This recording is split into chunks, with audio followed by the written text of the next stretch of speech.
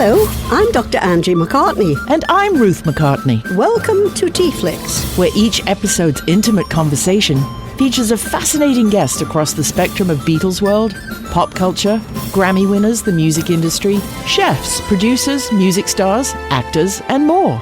So bottoms up and join us as they spill the tea on TeaFlix. And it says we are live. Oh, jolly good. Some of us are more live than others. Absolutely.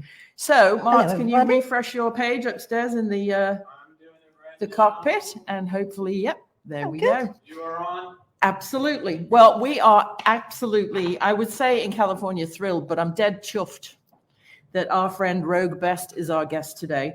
Roag is, I'll read his proper bio, a prominent entrepreneur from Liverpool. He's known for his significant contributions to the music and tourism industries, particularly through his association with the Beatles.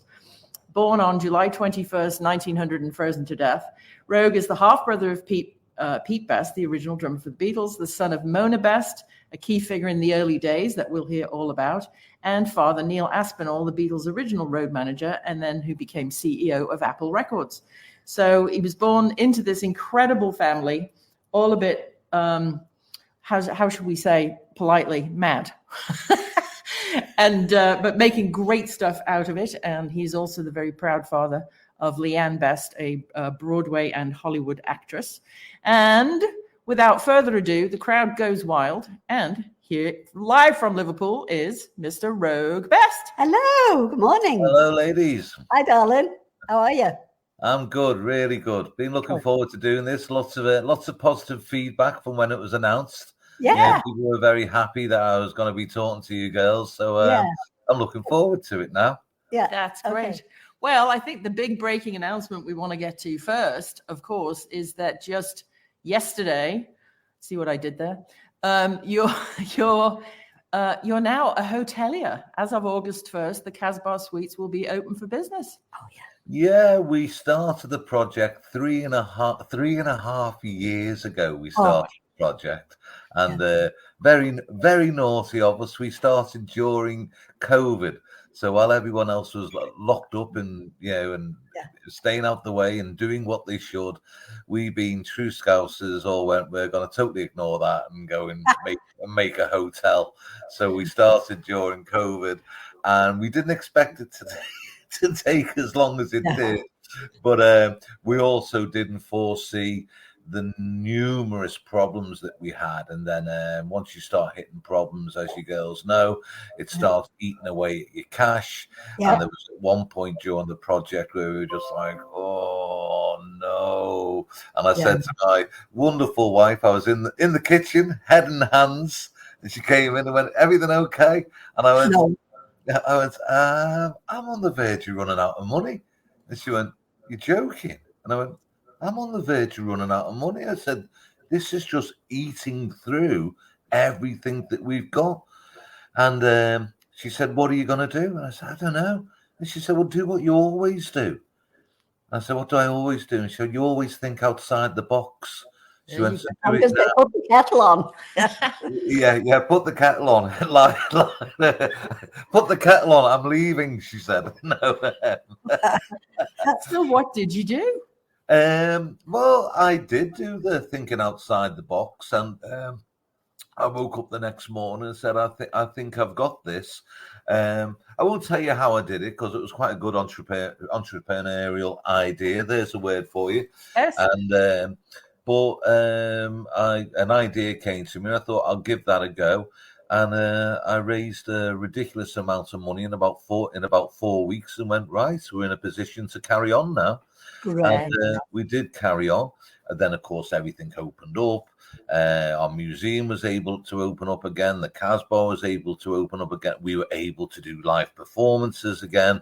So, and we were able to finish the Casbah Suites, but it's been, we've done it to a really, really high standard. I think people will be really, really surprised how much they're getting for their money, because you know yourselves, Yeah. that, you know, it's a big old Victorian mansion. We're talking about rooms here that are like 16 by 18 foot, the big high ceilings, the coving, chandeliers. It really is a bit snooty. A bit posh for Hayman's Green, isn't it? But Yeah. you know, that's the whole thing about the Casbah and 8 Hayman's Green is it's sort of like a bumblebee to me. It shouldn't fly, but it does. You know, it defies all logic of how it came to in the family, and how, you know, for anybody English watching will of a certain age definitely know who the jockey Lester Piggott was, and tell the folks how that all became. You know, how Lester Piggott's win is literally where you're sitting today. Yeah, the Bests were a military family, originally from Ireland, and so they'd all been. They were out in India. My mum was born out in India, and so was my brother Pete, and so was my brother Rory. And then, of course, the war ended, and it was time to head back. And but because her father was a high-ranking officer, she'd lived in really large houses. Yeah. And then she came back to Liverpool and found herself in a little flat on Casey Street, and she felt like she was in a rabbit hutch. And they moved and they moved and they moved, and eventually she saw Hayman's Green, and she spoke to Johnny Best, who was her husband at the time, and basically said, "Come on, let's buy this boxing promoter." Yeah, that's right, Angie. He used to have the Liverpool boxing stadium. That's right, the stadium. Oh yeah. That's another story. That is another story. You know, we'll do another show and talk about that. Let's. So, and John wasn't keen. He felt that the house was a big white elephant. It was all dilapidated. It was going to suck up all his cash. So, without him knowing, and this is very Mo, without him knowing, she went and pawned all her jewelry. She got the cash from the jewelry and went and put it all on a horse in the 1954 Derby called Never Say Die. And she bet on Never Say Die, not because she knew anything about horse racing, because she liked the sound of it. Yeah. She liked the name. She liked the name. You know, Never Say Die, don't give up. And it had a young jockey on it, Lester Piggott. Yeah. It was his first Derby race. As you girls both know, his record, he's the most famous British jockey there's ever been. No one's beaten his record to this day, but it was his first Derby race and he won, and she was able to buy Hayman's Green. And our friend Karen Reeder up in Edinburgh is just saying that it came in at 33-1. Yeah, 33-1. Oh my god! And 33 is a sort of a magic number, isn't it? 33 and a third is albums. And 33 divided by 3 is 11, and 11 is the Hebrew money number. So all of those things. That's a university education for you. Yeah, right there. And Karen saying Google actually. Never Say Die was Never Say Die was bred and raced by Robert Sterling Clark, owner of the Singer Sewing Machine Company. Oh. Edward Clark, who was the head of Singer, selected the building site for the Dakota. And I wonder if this is why the Singer Company is credited in the album Help. Who knows? Aaron is quite the genealogist and researcher. He's amazing, just amazing. Yeah, that is actually fantastic. I didn't and know. He's also pointing out 33-1. 3 times 3 is number 9. Oh, yes. Getting creepy, isn't it? Yeah, brought me on the show to freak me out. That's absolutely right. Yeah. No, I was looking yesterday at your Airbnb, and honest to God, I think you're too cheap, mate. Yeah, well, I just want to give people not just value for money. I want people to hey, who knows? As time goes on, we might push the prices up. You know, so there you go. If you're going to come, you better come now. So, but I like to give people more than what they expect. Yeah. So that they walk away and go, "Wow, that was mind blowing!" Or what memory. You know, I've always been someone who's like to be fair, and I think I'm fair with most of my dealings in life. I think I am. Well, we'll find out. But that's part of karma, isn't it? If you pay it forward, it'll come back. It's not that you are asking for anything, but you know, life is like a toilet. The more you put in, the more you get out. I'd say. Oh, that's nice. Well, life is like a toilet roll. The closer you get to the end, the faster it seems to go. Should we get the Christmas tree You ought down? to do a book, McCartney's life isms. Yes, well, Yeah. she's sort of in the middle of one of those, yeah. Yeah. So Yeah. you've got the suites upstairs. How many are there? There's 6 or 7? There's 5 suites. 5 suites. The Harrison, the Lennon, the McCartney, the Sutcliffe, and the Best. Okay. And then there was one of the tour guides the other day, because the Casbah Coffee Club has tours coming every day. So That's what I Yes, wanted to that's know. yeah. and one of the guys said, oh, sorry, so you haven't got a Ringo Starr suite, eh? And I was, I said, you're jumping to assumptions here. Yeah. So he said, yeah, like Pete and Ringo and this. I said, no. I said, it's got absolutely nothing whatsoever to do with that. I said, everything we try to do, we try to make it authentic, unique, original. And the thing with the Casbah Suites is that the Beatles slept in that building. They'd play the Casbah, Mo would throw a party, they'd do the party, they'd crash out after the party. As we've all done when you're wandering around the house trying to find a bed or a couch that someone hasn't already jumped on before you. Yeah. I said, and that applied to John, Paul, George, Stuart, and Pete. And Pete, exactly. Yeah. Yeah, at the time they were playing the Casbah, Ringo wasn't a Beatle. That's No, right. that's right. So one, he wasn't a Beatle, and 2, he wouldn't have stayed at the house. So for us to go, and here's the Ringo Starr suite. It's disingenuous. It's not true. It's not Yeah. true. He didn't sleep there. Yeah. If he had, there would be a Ringo Starr suite. There'd be a Starr suite. It's as simple as that. Yep. Mm. Plus, I think somebody has just renovated the pub, haven't they? They have. I believe they've put it up for sale now. Oh, I have they? know. I just read that. What Yeah. a shame. So Yeah. if you're a Ringo fan, and who isn't, there will be eventually, once that gets all sorted out, there'll be Ringo Starr rooms you can stay in. Hey, you've got a whole building full of Ringo Starr rooms. And the Hard Day's Night Hotel, of course, will probably have a Ringo room. I'm sure Shannon's painting that. Right? Yeah. Karen's just thanking you again. He says, I've been down to the museum twice, once for George's birthday and once to meet the late Tony Bramwell. Both times he works for the NHS in Scotland, so he never knows when he's going to get off work. And both times he's turned up without a ticket at the door, pleading to get in. And you've always let him in. And he just wants to thank you very much for that, because it's an amazing place. Well, thank you for visiting us not only once but twice, and we look forward to seeing you a third time. I'm sure, as Karen will tell you, or Kieran will tell you, his second visit would have been very different from the first visit, because one of the things that we do at the Liverpool Beatles Museum is we keep adding items. We're adding items all the time. So, and we're doing it purposely, well, it's twofold, purposely, and it takes a lot of time to add different items and display cabinets. But it's very much, if you come in May, if you come back in June, there's going to be stuff that you haven't seen, and the same will apply to July, and and so forth, until we run out of items to put in the museum. But I don't think that's likely. I think we'd run out of museum space rather than items.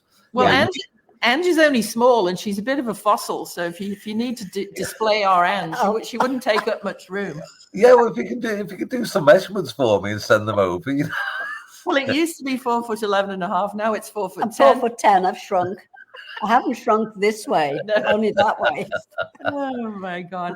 Do you have a favorite item in the museum? Well, I get asked this. I get asked this quite often. What's my favorite item? And normally with the museum, when I was doing all my research and talking to different curators, they were saying, like, you have the item and then you build everything around it. And I was sitting there thinking, but we've got so many of the item. How do you? My favorite.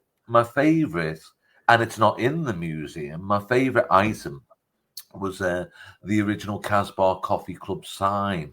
And that used to be on the side of the house. And when I was about 15, 16, I was tasked with this is the reason why I can do joinery and I can plaster and I can do brickwork, because our mum, Mo, was a very hard taskmaster. And she liked her boys to do their bit. So every evening after school, I had to do an hour of maintenance or gardening work. Wow. And I had to give up one day, either Saturday or Sunday, to do maintenance or gardening work. Wow. And she decided that she wanted the driveway concreted. Yeah. And Hayman's Green's driveway is a huge driveway, and I was given that task. So I was given a cement mixer. I was so excited. Just what you wanted. Yeah. And it took me months and months and months to do this driveway. Friends stopped calling round because they were terrified, because they always got roped in. So suddenly no one was calling to see if I was playing out. Yeah. But the whole time I'd been mixing the cement on the back of this big metal square. Yeah. And when I finally dropped the last segments in, it was like, great. And then a skip was hired, or a dumpster, as they say in the States. Yeah. And that was dropped off, and we're throwing all the last bits of rubbish in there. And we pick up this big square steel thing, and it gets thrown in. Well, it was the Casbah Coffee Club sign. I'd been cement on the back of the sign, so it got thrown in the skip. And I said to my mum, I said, can I have that? And she went, what do you want that old sign for? I said, that'll look great on my bedroom wall. Oh, great. And she went, well, if you want it, you can have it. So I pulled it out and hosed everything down and chipped things off. And it went on the bedroom wall. And the last time that sign was and I love it because of the story behind it, the fact that but I also love it for the fact that the last time it was valued at £500,000. So I like that. Absolutely. That gives a whole new meaning to dumpster diving, doesn't it? Yes. Wait, can I go off track for a moment? Ruth was telling me you have an interest in a nice young man, Patrick Bennett. Yes. You're managing. Would you rephrase? I'll rephrase that. No, he's not. You have a business interest in the talent young man. Yes. What can you tell us about him? Well, now that we've cleared that up, because for a moment I thought we were going to go off on a really uncomfortable tangent. Oh, absolutely. You'll be on TMZ by 6:00 tonight. So, going what? So no, I work with Patrick. Dad's is one of our PR team. Okay. And in December, he said to me, he said, you used to manage groups, didn't you? And I said, yeah. And he said, and how did I said, yeah, I had a modicum of success each time. It's hard managing a group for numerous reasons, and any manager who's out there will know exactly what I mean by that. Oh, yeah. And so Patrick came along, and I said, so what do you play? And he said, I play drums, I play guitar, I play bass, I play piano, I play this, I play that, I sing. So I said, and you want to be, and at this point I'm only doing it for his dad. Right. And I said, and what, you want to be a rock star, pop star? He said, I don't want to be any of those. He said, I want to be a film and TV composer. So I said, have you ever done any film and TV composing? So he said, well, what I've done, he said, I've taken segments of films that has no music in it and then composed music in those segments. Wow. So I said, have you got anything you can show me? He did. I was super impressed. Wow. So basically, to cut to the chase, he's become the youngest composer in British TV history. Wow. He's scored and composed all the music for a BBC One crime drama series called Granite Harbour. He's been offered a feature film which he's going to start on in September, and I'm over the moon. He's a wonderful talent. And what's even nicer than being a wonderful talent, he's just a lovely, lovely guy. Yeah. Oh, that's smashing. That's great. Yeah. So Patrick Bennett, right? Patrick Bennett. We Yeah. had he had to compose 10 pieces. This is about 2 weeks ago, and we sat and listened to the pieces. And I went to him. I said, "Yeah, that one's like this, and that one's like that." I said, I'm not really hearing anything, threatening or angry. You know, I said, is there a threatening or angry piece? Yeah. He said, and this is him. You see, he said, "Well, I've never really threatened anyone, and to be honest with you, I very rarely get angry." Oh, bless him. Sweet. Well, that's all very well and good, but if you're going into an industry where there's a film that's about anger and threatening scenes, you better be able to do it.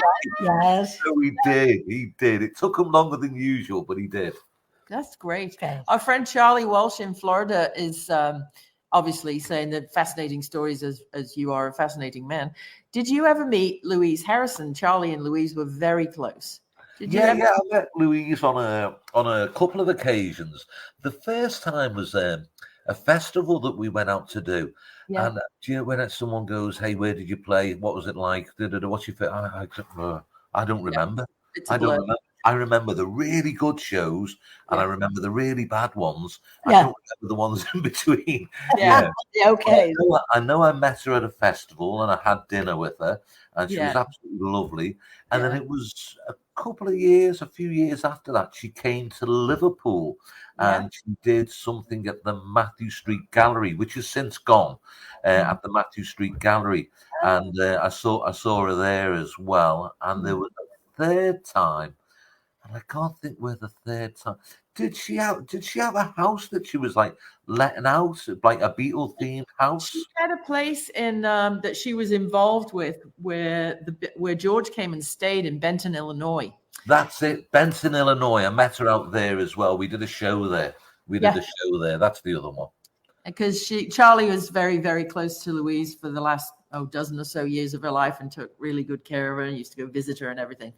And she was quite the entrepreneur. You know, she managed a band called Liverpool Legends, who is still going strong. They've just played 3 nights in Mexico City to a 30,000-seater audience per night. Marty Scott, he's a good lad. He's great. The Liverpool Legends. If you get over here, maybe when you're going to New York in December to see Leanne's play on Broadway, I'll check their schedule, and if they're playing anywhere near you, really should see them. They've got all of the faithful costumes and the instruments. They do it like you do with your enterprises. They do everything absolutely authentic, even down to packets of Peter Stuyvesant ciggies in their shirt pockets. You know, just I'll have a look. I shall Google them and have a little look on YouTube. They're bound to be there, aren't they? Oh, yes, they've got loads of stuff. I'll write to you afterwards and give you some references. Marty Scott, who was also took care of Louise towards the end, he plays George, and they were literally like brother and many years apart, but they had that George and Louise relationship. It was just great. It was really fun to see.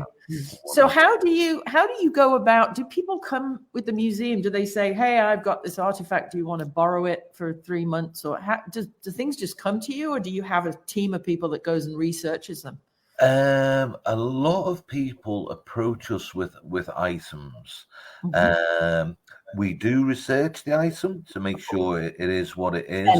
And to give you a little story, we had a gentleman that came to see us about 3 months ago, and he had he basically told us that his English wasn't very good, and he had a translator with him, and she was like, "But I am trying to translate, but I'm only a bit better than him at this."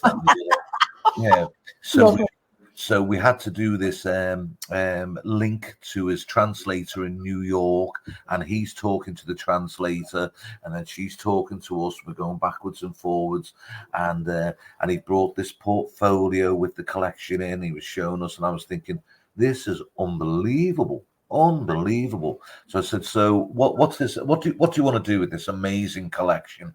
This John Lennon's kimono and John's. It was very John heavy, painting that John had done, and this that John had done, blah blah." And and I remember he left about 7-8 items that he brought in a satchel on the table, and the officer went walking off, and I went to him, I said, wow, I said, if I was you, I said, they'd be walking around with me in the satchel. And he was like, oh, no, okay, it's okay. Yeah. So I said, what do you want to do? He said, I want to put it on loan with the museum. I said, well, it's going to take up a lot of space. It's going to be a lot of work. How long will it be on loan with us? He said, I will leave it with you on loan for 3 years. 3 years. That's perfect. Wow. So we're going to have our authenticators look at it. Oh, no, there's no need. Amazing backstory. Amazing backstory to have. What country was he from? From Japan or Asia? Yes, let's just say Asia. He was from Japan. Okay. He's from Japan. No, you said kimono, so I just Yeah. So he was from Japan actually. Nothing against our Japanese brothers and sisters, but this gentleman was from Japan. Yeah. So I said, well, we'll have to have it all authenticated. So can you send us photographs of all the items, which he did, and we sent it to our authenticators. And I hadn't heard anything for about 2-3 weeks. And I phoned one of them up, and I said to him, I said, hi Jay. I said, any news on the stuff we sent across? And he went, oh yeah, I forgot to phone you. So I said, good news. He went, well, not really. He said, it's all fake. It was everything was fake. Oh, everything was fake. Yeah, and why would someone? I don't know. know. We still all walked away and went. Well, here's an idea. Here's what I know from dealing peripherally with the art world. If you can get someone like Roag Best and the Liverpool Beatles Museum to put it on display, that is the authentication for you to go take it back 3 years later and sell it as real. Fortune. Okay, so that's what he was angling for. He was trying to use you as the authentication. Yeah. Well, it didn't work, unfortunately. No, and there are a lot of fake paintings around the world that try to get hung in galleries in London and Paris and Rome and New York, because if the Guggenheim hangs it, well, then it must be real. So once it comes back and you sell it, well, now it's real. Yeah. So I'll bet you that was the game he was playing. Another racket, Isn't it awful? Isn't that the thing was, okay, so we email him to tell him his whole collection's fake. Oh, now this is what endorses what you were talking about there, Angie, and Ruth. We email him, say our authenticators have found that your whole collection is fake. Now, if you thought you had the real thing, you'd be right back, wouldn't you? Absolutely not.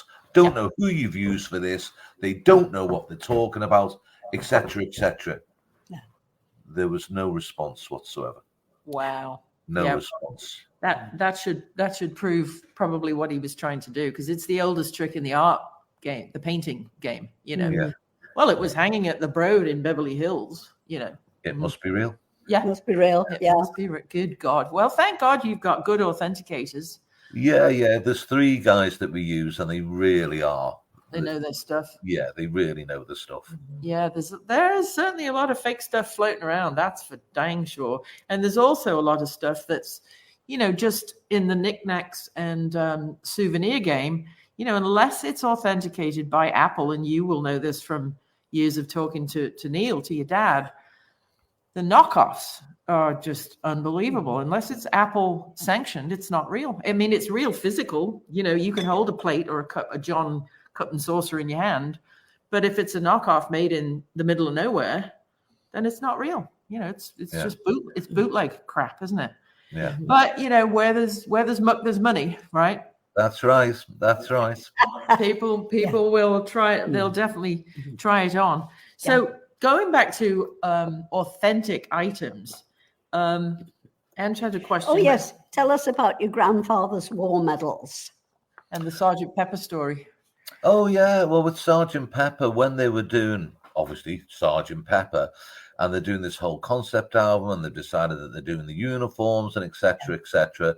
There was a box of the family's medals, not just my grandfather's, like my great grandfather's medals, because as I said earlier on, we were a military family until it got to my elder brothers, Pete and Rory's generation, where they just missed national service, which I believe they were very happy about. Yeah. And they didn't want to go into the military, and it all stopped there. But Mo had this box of medals, and John used to like putting them all out on the kitchen table and having Mo tell him what this meant. This one was for valor, this one's for this one's for that, and then when it came to the time of Sergeant Pepper, my dad said to me, he said, "Can we borrow that box of medals?" Mo said to Neil, "If anything happens to them, I will kill you." And he went, "No, I promise nothing will happen to them. The guys just want to have a look at them, because of the project they're doing." Sergeant Pepper. As it turned out, John wore our grandfather's medals for the Sergeant Pepper album cover. And as a nice thank you, all the medals were returned, including the ones that John wore. But also, if you look at the Sergeant Pepper album cover, there's a trophy on the floor by the feet. Yeah. And that trophy's for P.S. I Love You going into the cash box. I think it's cash box award. And it's for P.S. I Love You going into the top 100 in the USA. So the medals came back. And as a thank you, the P.S. I Love You trophy came back. Oh, how nice. Isn't that gorgeous? Great. Yeah. I wish I still had the Comeback Millie painting that Paul and I painted. It was the June 27th, I think, 1967 or 8. Somebody on air will correct me. The day they did All You Need Is Love, the worldwide broadcast. My dad's sister, my Auntie Millie, had sailed 6.5-7 weeks on the Oriana ship out of Southampton to Perth to go and live with her son, Jim Kendall, and his family. And she got there and she was there a few days, and they rang, through this crackly long distance line. She made it here safe. And she's like, "I'm homesick already." And we're like, "Oh, Millie, just stick it out. Go and fall in love with a koala bear. You'll be all right." And so that afternoon, knowing that it was going to be seen worldwide, Paul went out on the back steps at Cavendish Avenue, and he and I painted this cut sign with white paint, "Comeback Millie." And if you look at the video on YouTube of All You Need Is Love, the live broadcast, you'll see my brother Mike McGeer sitting on the floor holding this sign saying, "Come back, Millie." She saw it. She saw it live in Australia, and she was on the next boat. She came home. She booked a She came home. Sailed all. She was in Australia like 5 days, and she turned around and said, "Oh, I can't stand it." They said, "Come back," so here I am. She stayed in Bevington until the end of her life. Yeah. Well, we have a little claim with the All You Need Is Love as well, and if you know how it starts, and then the camera pans away, but it starts on this like orange suited doll with funny hair sticking up and round glasses, and a big nose. Well, we've also got that doll in the Liverpool Museum. In our All You Need Is Love section. Yeah. How many? It's several floors, isn't it? The museum. The museum's over three floors. 59 to 62, 63 to 66, 67 to 70, and then we have another floor which is an event space. Oh, fantastic. Wonderful. And you're right in the heart of Matthew Street, for those who don't know, but if you're going to Beatle Week this year in August, you must definitely visit the museum. And if you're one of 6 or 12 lucky people, you can one of 10 lucky people, you can stay at the Casbah Suites. Yeah. What's going on with the coffee club now that COVID's over? What's the happenstance there? Well, basically, we opened the Casbah Coffee Club some time ago as a tourist attraction, and the moment COVID was over, the doors were thrown open again, and the numbers have returned, which obviously we're very happy about, and people come from all over the world to pay homage to the Beatles, to see where it actually began.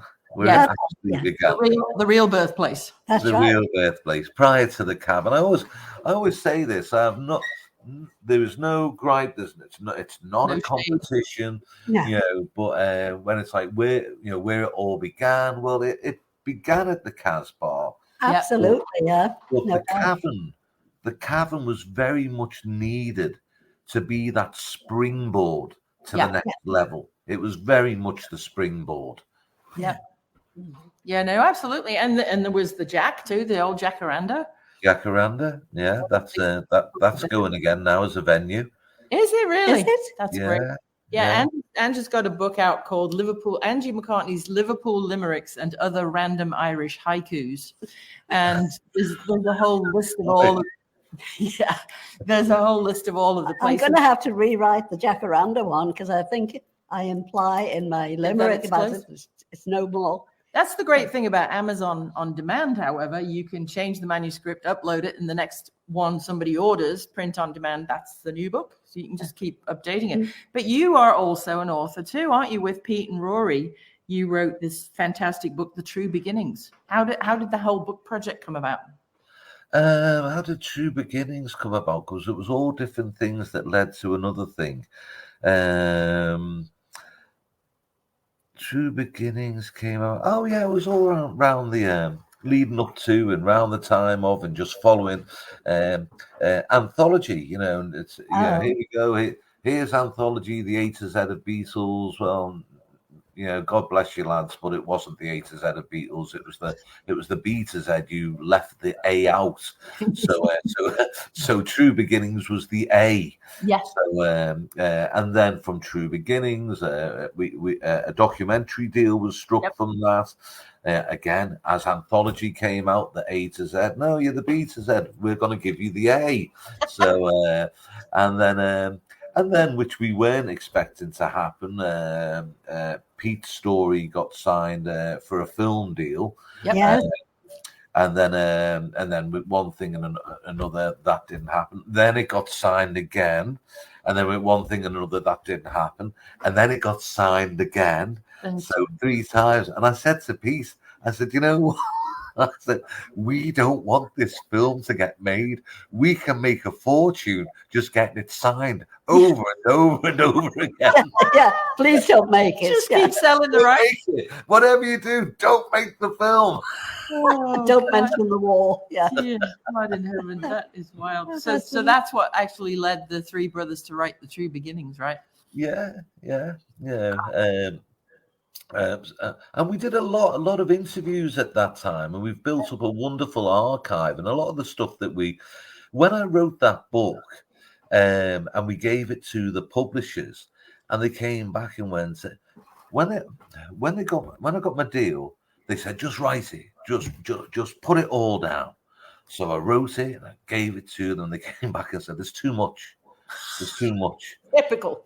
Yeah. So I said, all right. So they said, can you edit it down to about 50% of what you've written? So I was like, wow. So we edited it down to about 50%, and then I delivered the manuscript again. They came out and went, yeah, with the photographs and this and that and that. We really need to, if you can cut it in half again. So I said, would it be easier if I just did bullet points? Give them a PowerPoint. So True Beginnings became a bestseller, which we were very proud of. Yeah. But did we tell the whole story within that book? No, we didn't. Because 75% of it got hacked away by the. But the Digital Diva has a solution for you.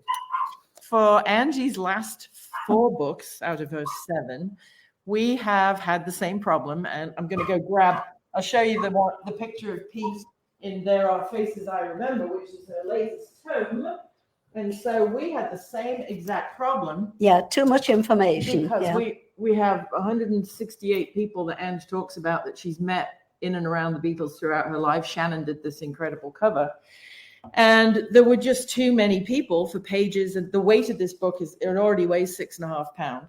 And so we used our Smart Book technology by McCartney Multimedia, and any other story you want to tell, you put a QR code on the page and you link it to a website. People sign up, you collect names and addresses, and you put all the pictures and the backstories and video interviews and everything there. So when you buy this book, featuring one very handsome Mr. Best that I painted myself, dun, dun, dun, dun, dun, standing in front of the famous spider's web. Yeah. Many of these pages have QR codes on them linking to TeaFlix or other things. So if you ever want to engage the book with all the original stuff, I'd be happy to help you out and show you how to do it. Oh, we'll definitely talk about that. For sure. Definitely. Yeah, we have an incredible publisher in New York, Imagine and Wonder. He's British, by the way. Stephen's British. Yeah. He's fabulous, and he's always looking for really unique, authentic Beatle books to publish. And now we have this way of bringing it into from the page into digital using just this. And we have COVID to thank for that, because people didn't know what QR codes were. 15 years ago, I co-founded a technology company for real estate. We put QR codes on for sale signs, and people didn't know what to do with them, but they were virtual tours of the house inside. Which is a fantastic idea. Yeah, if you wanted to know how to eat something during COVID, you had to stand outside and scan it and then phone in and wait in the street while they handed it out of a window. So without COVID, you wouldn't really have known what QR codes were. And we've been using them for years. Angie's got a book also by Imagine and Wonder called Ticket to Ride, which is all kinds of spots on Liverpool, London, Hamburg, New York, and LA for Beatle fans. And every single one of those destinations has a QR code that goes to McCartney.com, a page that Martin built, and you can learn more and more about it and all the links and book your tickets and everything. Wonderful. Absolutely happy to. You were lucky. Talk you through that. That would be. Yeah, this is a conversation for another time, for sure. Absolutely. Yeah, but if there's so much material there that you haven't been able to actually put on paper, the fans would eat this stuff up, and there's no reason now with digital and everything that we can't help you get it out there. Be happy to do it. Lovely. So you're opening the Casbah Suites August 1st, but the bookings are open for business now you're using Airbnb and we're using Airbnb, and we launched it yesterday. Yep. And then we hit so many teething problems. Okay. We launched it yesterday morning. We were still there at 9:30 last night. Oh God! Everyone just trying to sort this out. We were there all day today, and just at the tail end of business today, we went, all right, okay, we're on top of this now. We've still got a couple of little bits to do tomorrow, but to be honest with you, there was a point today where the team's all around the desk, and I'm sitting at the end of the desk, and I just I won't do I won't bore you with the language or offend you with the language that was being used. It was choice, I believe. Okay. Yes. Special Scouts words that begin with an F. Yeah. There was lots of them. and the occasional C. Oh yeah, a bit of that as well. And then one of my business partners, he travels all around the world and just uses Airbnb all the time. Yeah. Phone Alan. So phoned Alan and went, do you know when you use an Airbnb? And he went through, he explained the whole thing. We're making our notes, blah, blah, blah. And where it'd be, because none of us were Airbnb users, you see. So we've set up this system, and then we're trying to run with the system, learning it as quick as we can. Right. And then basically Alan explained it all today in about 6-7 minutes. Yeah. we all went, now we get it. So we're finally tuning it now. Well, that's great. So people, if you haven't, I'm sure you're already blocked out for Beatle Week, but if somebody wants to get to Liverpool early or go after Beatle Week or the last few days or whatever, there's so much to do. And Chef Porky Askew's got some incredible restaurants, and the food scene is vibrant, and it's a real, Liverpool always used to be a great town to come from. Yeah. But I'm so proud of what it's become in, capital of culture and all of those things. And people like you literally putting in the hard yards and digging up Liverpool carpets and all of that stuff. I think this week it's Taylor Swift time, isn't it? She might drop. Oh yeah. Yeah, Taylor 3 Swift, nights. playing 3 nights at Anfield Football Stadium, and her tickets have all sold out, and the tickets touts are having a field day selling them for ridiculous amounts of money. I know, but I mean, without people like you making, and again, in fairness to the, John Keats and Bill Heckle and those guys, keeping Liverpool alive and making it a vibrant destination, and Chef Paul Askew and all the rest, it's really a top European destination. European. Very much so now. Very much so now. It's all thanks to the hard work of people like you. So Tell you what else too, the guide Liverpool. Yeah, the guide, Jay Hind, is it's wonderful. Yeah. And they do some great videos. Yeah. Yeah. No, well, as you know, the Liverpool, the 1980s, Liverpool in the 1980s, it looked tired. It looked worn out. Yes. It looked run down. Places were boarded up. There was a mass exodus. People getting out. There was no work there. That picture of Liverpool in the 1980s couldn't be any further removed than Liverpool today. It's absolutely booming. It's booming, and it's wonderful to see. It really is wonderful to see. Yeah. And what I love too is that the true Scousers, you can still go in the back room in the White Star on a Wednesday or Thursday afternoon. They're all still having a sing song and a sing along. And all right, it's changed, but it hasn't changed.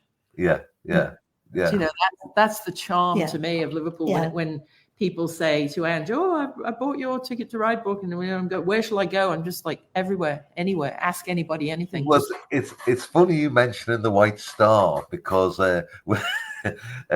my fellow directors and I, when we get together, the White Star back room is where we have our meetings. Oh, I love that place. We have our meetings there, and the meetings, and as you can imagine, and Ruth, they start off very, very sensible. And we have all these don't finish that way. Yeah, they never finish that way.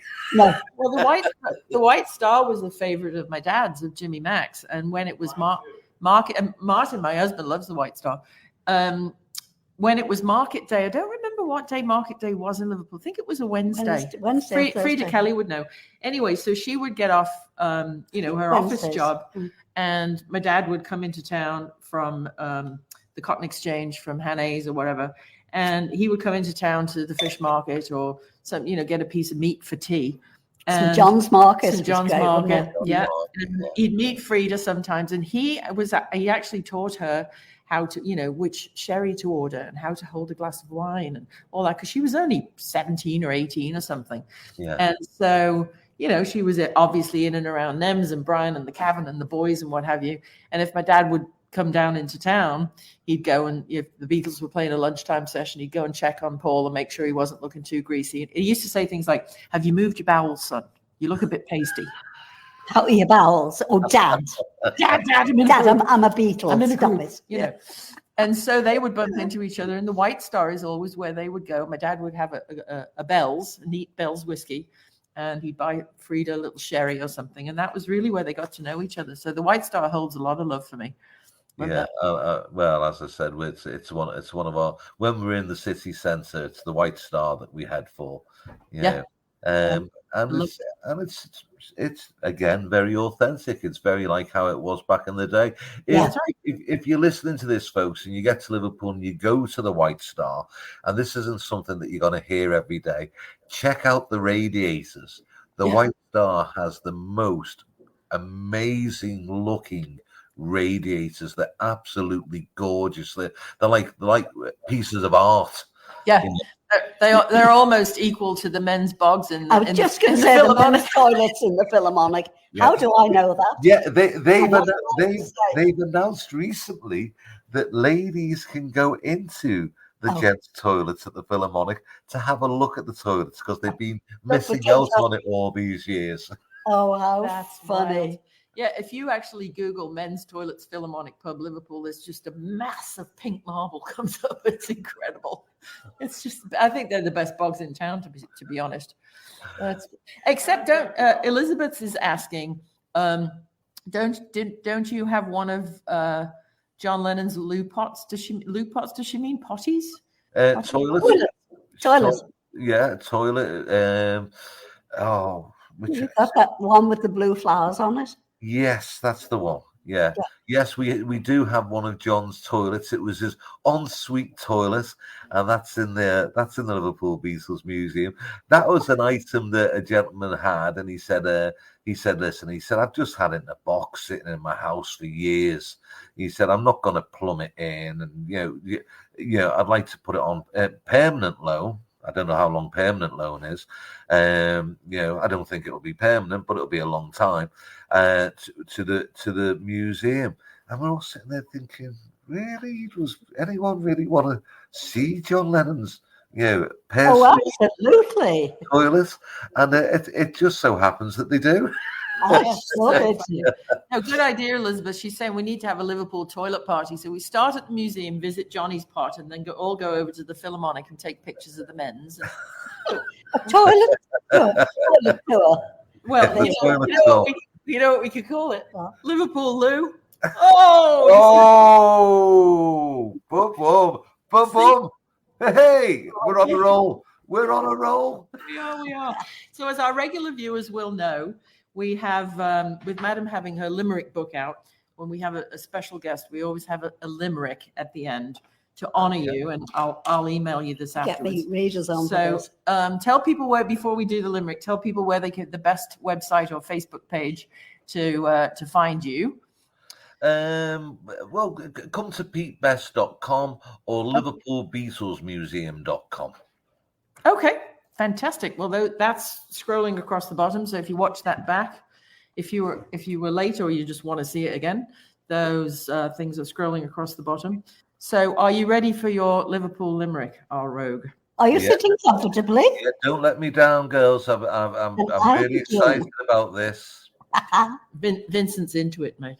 Oh, yeah. All right. So, a 1, 2, 3. In the pool, there's a fella named Roag, whose museum is always in vogue.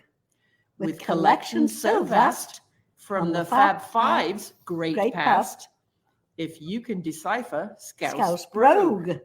At the Casbah where Beatles began, Mona's son is the man with a plan. With passion and flair, they'll pamper you there and welcome you into their clan. Ta-da! Thank you.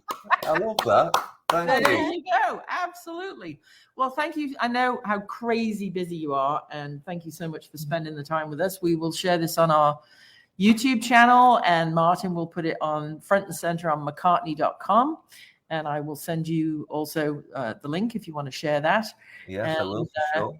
Everybody's sending love from all over the world. We've got Scotland, Israel, Florida, England, South Africa, Germany, lots of places. So go to Liverpool and stay with Roag at the Casbah Suites. That's an order. Okay. Girls, thanks for reaching out and inviting me to be a guest on TeaFlix. I've really enjoyed it. It's been a great pleasure. Come back anytime. Okay. All right, my darling. Bye-bye. See you soon. Bye-bye. See you soon.